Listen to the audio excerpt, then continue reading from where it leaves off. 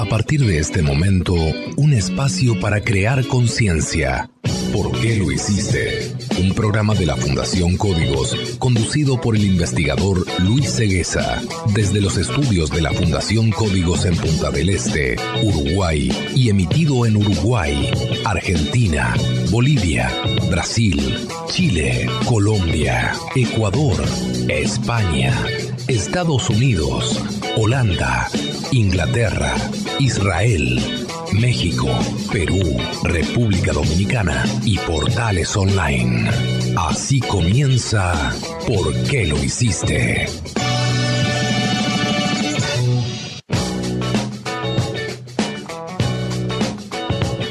Amigas y amigos, les damos la bienvenida a ¿Por qué lo hiciste? Un programa de la Fundación Códigos que se transmite por 225 emisoras en 16 países. Estás escuchando ¿Por qué lo hiciste? Hoy con noticias muy importantes, aquí en ¿Por qué lo hiciste? Vamos a estar hablando de los gastos que le traerá el cambio climático y el calentamiento global a los Estados Unidos.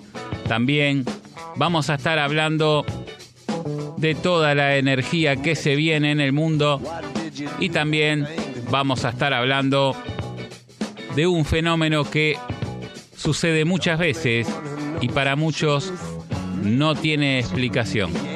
El fenómeno de toda esa gente que ha vuelto de la muerte y dice haber visto un túnel y una luz al final del camino. Vamos a estar hablando de esto y mucho más hoy, aquí en ¿Por qué lo hiciste? El cambio climático provocará pérdidas de 73.000 millones en Estados Unidos hasta 2050. Esta cifra superaría los 370.000 millones de euros en el 2100, según un informe publicado por los exsecretarios de Estado Henry Paulson y Robert Rubin. Más de $500 billones podría perder hasta el año 2100 la costa de Estados Unidos en propiedades y viviendas con el avance del cambio climático y las inundaciones asociadas al calentamiento global. Una previsión más corta, hasta el 2050, el coste económico podría ser de entre 66.000 millones y 106.000 millones de dólares. Todos estos datos son los que se extraen del negocio arriesgado, el último informe elaborado por los exsecretarios del Tesoro, Henry Paulson y Robert Rubin, que entre otros señalan que el coste de retrasar la política de Estados Unidos para detener el calentamiento global, basándose en tendencias actuales, entre 66.000 millones de dólares y 106.000 millones de dólares en propiedades sobre la costa, van a quedar sumergidas hacia el año 2050. Pérdidas que pueden ascender a 507.000 millones hacia el 2100. Los peores pronósticos son para la costa este y la costa del Golfo de México. Además, calores más extremos incidirán en la economía. Hacia mediados de siglo, el estadounidense promedio vivirá entre 27 y 90 días por encima de 35 grados centígrados cada año, 2 o 3 veces más que el promedio de los últimos 30 años. Este cambio tendrá impacto en la productividad, en la construcción, la agricultura y otras actividades al aire libre. El impacto será peor en el sudoeste y el sureste y en zonas de medio oeste, donde explotará la demanda del aire acondicionado. Días más calurosos también podrían tener un impacto en el rendimiento anual de entre el 50 y el 70% de las cosechas de maíz, algodón, soja y trigo. El impacto podría afectar sobre todo a los pequeños productores, según el documento presentado por Paulson y el exalcalde de New York, Michael Bloomberg, y el multimillonario activista Thomas Steyer.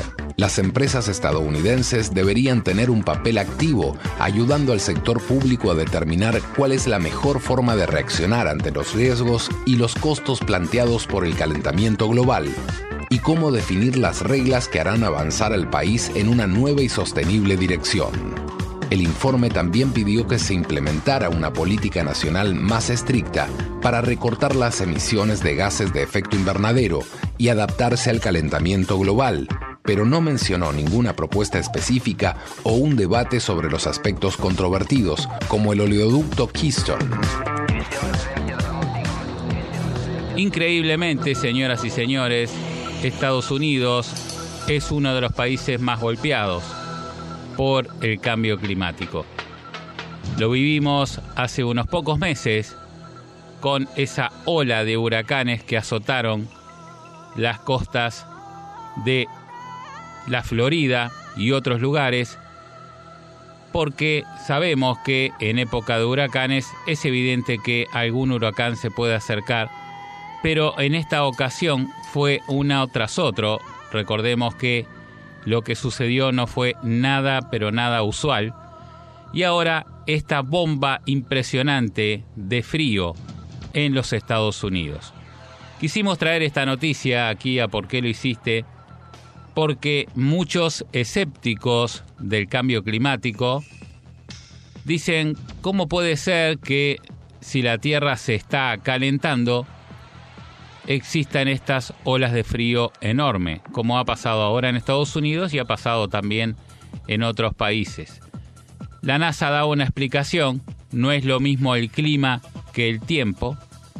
Una cosa es el aspecto climático y otra cosa es lo que sucede en un breve periodo de tiempo o cuando hablamos de cómo está el tiempo. La cuestión es que nosotros desde nuestra Fundación Códigos lo hemos explicado varias veces y lo seguiremos explicando, y le daremos también la respuesta al presidente Trump cuando él dice que si hubiera cambio climático evidentemente no sucederían estas olas de frío.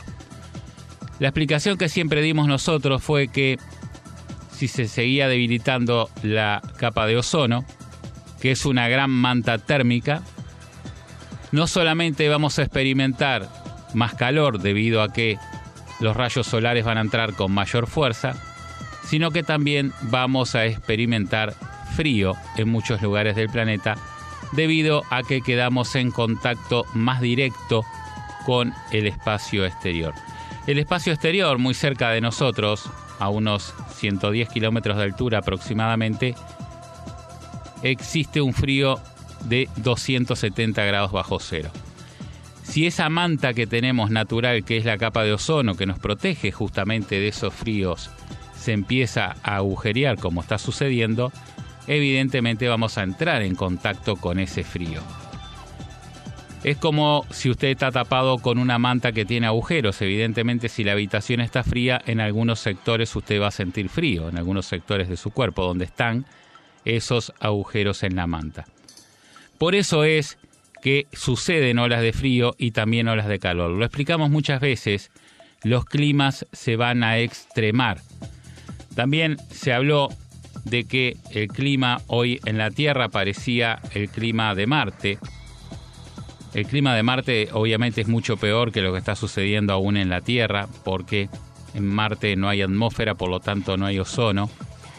Y de la noche a la mañana los cambios climáticos son tremendos. Los cambios de temperatura aún más. Puede estar en 90 grados bajo cero en la noche y ascender a 150 grados de calor durante el día. En poco más de 2 horas puede suceder semejante diferencia térmica. Y eso es porque al no tener atmósfera está en contacto con el espacio exterior, el cual tiene una diferencia térmica de 390 grados, que va desde menos 270 a más 120, según si uno está al sol o a la sombra. Cuando hablamos de Marte, obviamente hay que tener en cuenta lo que calentó el planeta durante el día y lo que se enfrió durante la noche, porque es una masa, ¿no? Obviamente. Con respecto a la Tierra, que es lo que nos importa, al debilitarse el ozono, vamos a seguir experimentando más olas de calor cada vez mayores y más olas de frío también cada vez mayores. Esa es la realidad. La falta de ozono nos acerca al verdadero clima espacial, que es extremo, muy pero muy extremo. Música de esta noticia que habla de los gastos que sobrevendrán sobre Estados Unidos para el 2050 y para el 2100 debido al cambio climático, debido al calentamiento global también. Y tratábamos de darle una explicación al presidente Trump de por qué, habiendo un calentamiento global, también suceden estas olas de frío. Y decíamos que es el debilitamiento del ozono el que provoca estas diferencias térmicas y cada vez aumentarán más. Lo dijimos ya desde hace 10 años, venimos diciéndolo. Cada vez habrá más olas de frío y más olas de calor. Cada vez más los vientos superficiales aumentarán en velocidad y en potencia. Cada vez habrá más terremotos y todo irá en aumento por una misma causa. Una sola causa que es la que provoca todas estas cosas. Los motores de combustión interna que están en nuestros vehículos, en nuestros automóviles. Consume el oxígeno de la capa de ozono, porque nuestra capa de ozono, como lo hemos dicho muchas veces, es un reservorio de oxígeno, es el más importante reservorio de oxígeno del planeta, y estos motores, que son hoy 2.000 millones de motores funcionando en el planeta, necesitan oxígeno para funcionar. El oxígeno que produce lo verde del planeta no alcanza para abastecer a todos los seres vivos y también a estos motores que consumen mucho más que los seres vivos, y entonces empieza a tomarse desde las reservas. La principal es la capa de ozono y por eso se debilita. Y por eso tenemos los fenómenos que vemos. Por eso hay olas de frío, olas de calor. Por eso aumentan los vientos superficiales, los temporales, los huracanes. Por eso tenemos inundaciones, porque hay mayor vaporización y mayor descarga de las aguas. Por eso también tenemos grandes sequías, obviamente, todo es por lo mismo. Porque si bien siempre existieron estos fenómenos, no existieron como ahora, con tanta frecuencia y con tanta magnitud. Lo mismo sucede con los terremotos, siempre existieron, pero eran de menor escala y esporádicos. Quizás no había un terremoto en 100 años. Hoy estamos viendo hasta 60 terremotos por día en el planeta, con los monitores se pueden ver perfectamente. Y esto es también por los motores de combustión interna, ya que requieren petróleo para funcionar. Y el petróleo, como hemos explicado muchas veces, es un líquido que está a altas presiones. Y al sacarlo hacemos un doble efecto. Por un lado ahuecamos la Tierra dejando un vacío que obviamente la Tierra busca reacomodar. Y por otro lado quitamos una gran presión que estaba ejerciendo la corteza hacia arriba.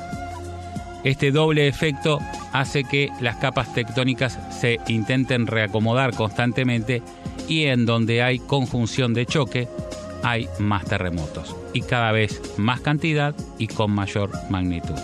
Todo por una misma razón, una misma causa que felizmente por un lado tiene solución porque la tecnología que puede suplantar al motor de combustión interna ya fue inventada hace mucho tiempo, pero desgraciadamente por otro lado está siendo frenada por los grandes lobbies y los grandes intereses que hay detrás del petróleo.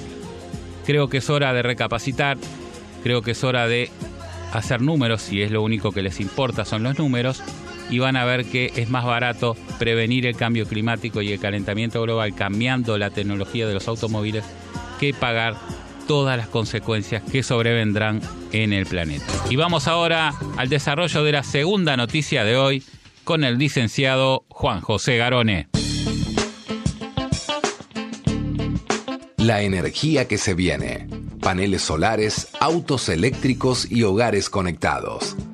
Según una encuesta global, 1 de cada 2 hogares está dispuesto a instalar medidores inteligentes de energía en los próximos 5 años. En un plazo más amplio, de 10 años, también estarían dispuestos a comprar un auto eléctrico. Según una encuesta de Accenture, entre 13.720 consumidores residenciales de 26 países, el interés por medidores que permitan gestionar y controlar el consumo energético aumentaría del 7 al 57% en los próximos 5 años. Se espera que ayuden a reducir las cuentas de electricidad, aumentar el confort y la comodidad para así permitir el control remoto de los dispositivos hogareños. El interés por los paneles solares también está en aumento. Con los resultados del informe, Accenture estimó que se multiplicaría por 6 el deseo de independencia energética por los subsidios y por contribuir a una mejor emisión del dióxido de carbono a la atmósfera. La investigación se llama Nuevo Consumidor de Energía, Artífice del Futuro y fue publicada esta semana. El estudio también reveló un creciente interés de los consumidores por los canales y las herramientas digitales para comunicarse con sus proveedores de energía y también recibir información. Los límites de la industria se están desdibujando y las barreras para ingresar en ella están a punto de desaparecer gracias a la revolución digital. Esto crea oportunidades para ofrecer nuevas e innovadoras plataformas interconectadas que reúnen el hogar conectado, los vehículos eléctricos y las fuentes de energía alternativa. La batalla por el hogar se transforma en una de las batallas de la industria. Con los modelos de negocios tradicionales del grupo, los proveedores de energía líderes deben actuar rápidamente para diferenciarse de otros nuevos actores, dijo el analista Greg Guthridge. Antiguamente, cuando los grandes poderes de los intereses económicos podían controlar la oferta, decían: no fabricamos autos eléctricos porque no hay demanda, nadie los pide, nadie los quiere. Nosotros sabíamos que eso no era así. Sabíamos que el problema en realidad era que no había oferta y la gente ni sabía que existían estos vehículos. Cuando empezamos nuestra primera conferencia en San Pablo, en enero del 2008, no teníamos ni siquiera una fotografía para mostrar de un vehículo eléctrico porque habían quedado sepultados en el olvido. Felizmente hoy resurge por tercera vez en la historia del automovilismo el auto eléctrico.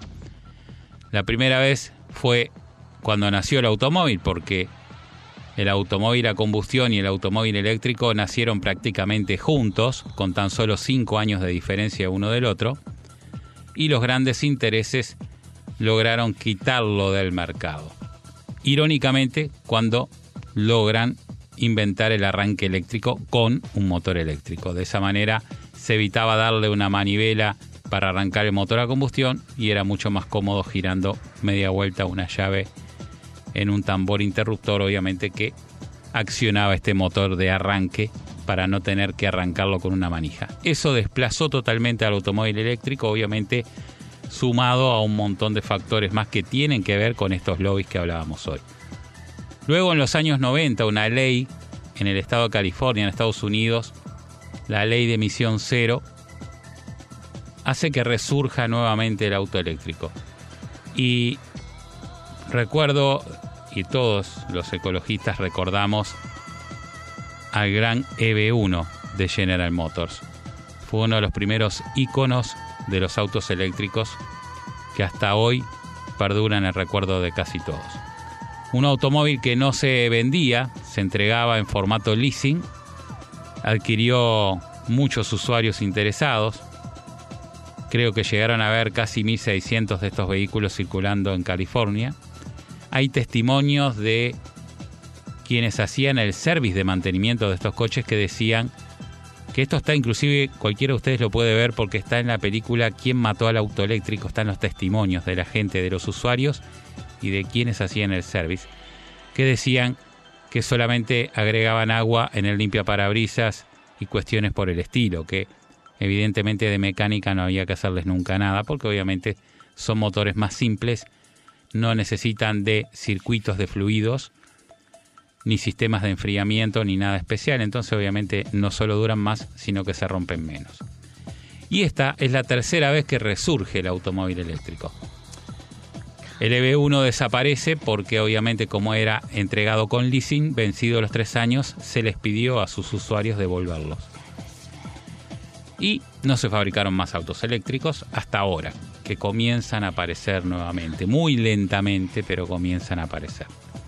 Hoy pienso que si todas las fábricas tuvieran la obligación de por lo menos tener un modelo eléctrico a la venta, no como ahora que los muestran y no los venden, a la venta, con una autonomía que por lo menos supere los 200 kilómetros, que eso ya existe. Hoy las autonomías pueden llegar a más de 900 kilómetros con una sola carga.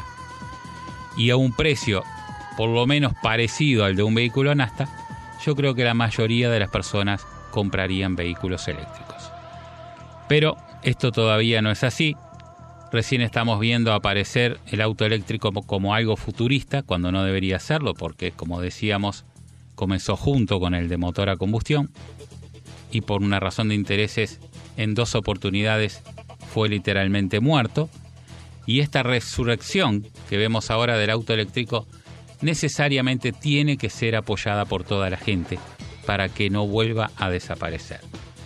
La tercera es la vencida. Creo que hoy la demanda está no solamente para los coches eléctricos, que solucionarían el 70% de los problemas climáticos y de hambre que va a venir en el mundo, sino también de toda la tecnología que hoy existe para poder tener energía a mucho más bajo costo y sin contaminar. Y vamos ahora al desarrollo de la tercera noticia de hoy con Juan José Garoné.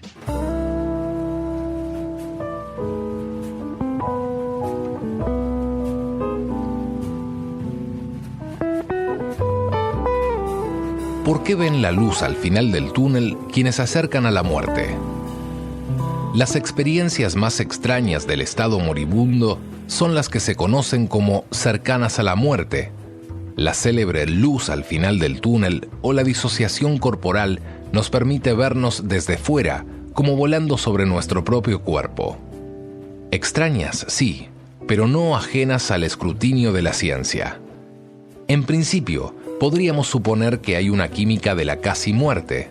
Llega menos oxígeno al cerebro y las neuronas seguramente respondan de manera peculiar. En experimentos con ratas, por ejemplo, se comprobó que en el momento del pasaje a la inmortalidad aumentó mucho el nivel de una sustancia cerebral llamada serotonina, que está relacionada con la percepción y el estado de ánimo.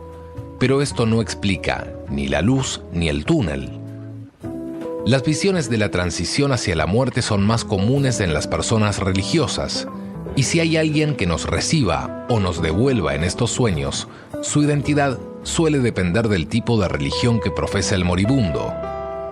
La hipoxia, falta de oxígeno, que se genera en un paro cardíaco, parece suscitar la sensación del cuerpo fuera del cuerpo, algo así como alucinadores y luces varias.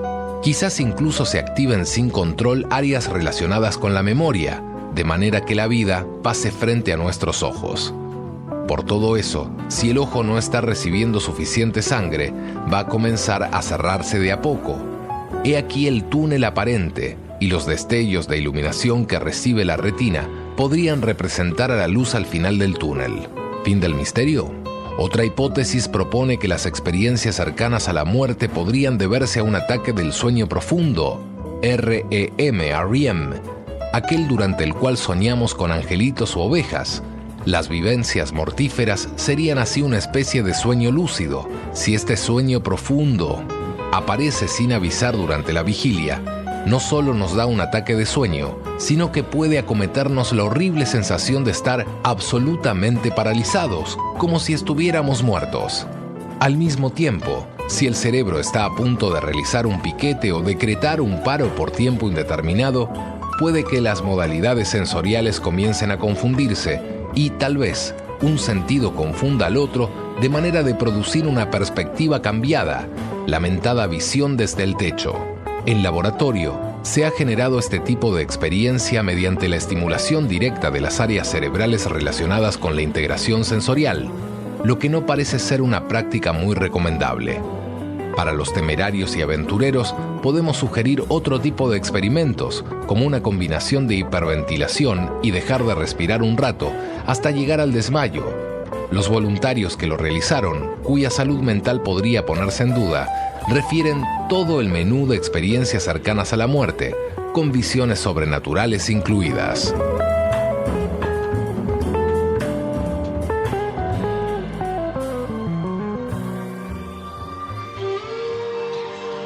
Señoras y señores, ¿cuántas veces escuchamos personas o relatos, o inclusive hay libros escritos de personas que estuvieron a punto de morir y vuelven a la vida y todos relatan de una forma u otra lo mismo, ¿no? Que vieron un gran túnel, en el fondo una luz, y algunos hasta dicen haber visto a Jesús o haber visto a Dios que los recibía o cosas similares. Nosotros siempre decimos que todavía no se sabe, obviamente, qué es lo que hay después de la muerte. Sabemos, sí, que obviamente si uno vio morir una persona, a mí me pasó en 2 oportunidades, es como que la persona se apaga, literalmente. Se apaga y aparentemente ahí quedó terminado todo. La Biblia, cuando habla de esto, dice que cuando la persona muere, ahí se terminan sus pensamientos. O sea que coincidiría con la impresión que uno se lleva cuando ve morir una persona, ¿no? Pero estos casos que han sucedido, de relatos de personas que han vuelto, yo conocí personalmente 2 casos. En uno, me acuerdo que en una señora, un accidente en una moto, que ella se logró ver tirada en la calle con la moto al lado y el auto que la había accidentado. Y después vuelve y bueno, y cuando vuelve está atendida por un médico que justo pasaba por el lugar. Yo a esta persona la conozco, sé perfectamente que es una persona seria y que lo que vio, realmente lo vio. Si fue la realidad o no, no sé, pero la cuestión es que ella estaba tirada en la calle al lado de la motocicleta y eso fue lo que vio desde una altura no muy alta, por según lo que nos explicaba, a unos 10 metros nada más de altura. Y después otro caso de un amigo que tuvo un accidente muy grande también de motocicleta, que estuvo en coma. Y también dice haber visto ese túnel y haber visto a Jesús en el final del mismo. Lo interesante de esto es que todos ven a Jesús como se lo imaginan, o a Dios como se lo imaginan. No hay ningún caso que diga, sí, me esperaba a Jesús o me esperaba a Dios en la punta del túnel, pero no era como yo pensé que era o no era como yo me imaginaba. Y esto nos hace pensar que quizás la falta de oxígeno nos juegue también una mala pasada, como dice la ciencia. Es muy probable que la falta de oxígeno nos haga alucinar. Porque los experimentos que se han hecho de hipoxia, nosotros en nuestra conferencia mostramos un experimento en un laboratorio de Estados Unidos, demuestran que la persona, al írsele reduciendo los niveles de oxígeno, empieza a alucinar y a entrar en un éxtasis que no es normal, al punto que no se da cuenta que se está muriendo, no se da cuenta de lo que está pasando, para la persona está todo bien y el cerebro la engaña. Y bien amigos, hemos llegado al final del programa de hoy. Quiero agradecer como siempre a Daniel Hogar, máxima variedad siempre. También agradecer a Global News, leen, escuchan y analizan todo lo concerniente a tu empresa y a tus competidores. Global News, presente en 17 países de Latinoamérica. También agradecer a Visa, porque la vida es ahora. Y al doctor Rosenberg, experto en nutrigenómica y medicina de avanzada. Quiero agradecer como siempre a todos los que integran el equipo de ¿Por qué lo hiciste? A Carlos Ceguesa en los controles, en la selección musical, en la presentación de la misma, a Vanessa Gaspar en Maldonado, a Carlos Acosta en Montevideo, al doctor Gustavo Gavier en Córdoba y a Majo López también en Maldonado. Agradecer a todos los ingenieros de sonido que trabajan para llegar a ustedes en 225 emisoras en 16 países. Agradecer a los dueños de dichas emisoras que nos permiten llegar a vos y por supuesto agradecerte a vos que siempre estás allí. Chau, chau. Hasta aquí te presentamos ¿Por qué lo hiciste? Desde los estudios de la Fundación Códigos de Punta del Este y para Uruguay, Argentina, Bolivia, Brasil, Chile, Colombia, Ecuador, España, Estados Unidos, Holanda, Inglaterra, Israel, México, Perú, República Dominicana y Portales Online. Será hasta la próxima semana. ¿Por qué lo hiciste? Un programa de la Fundación Códigos.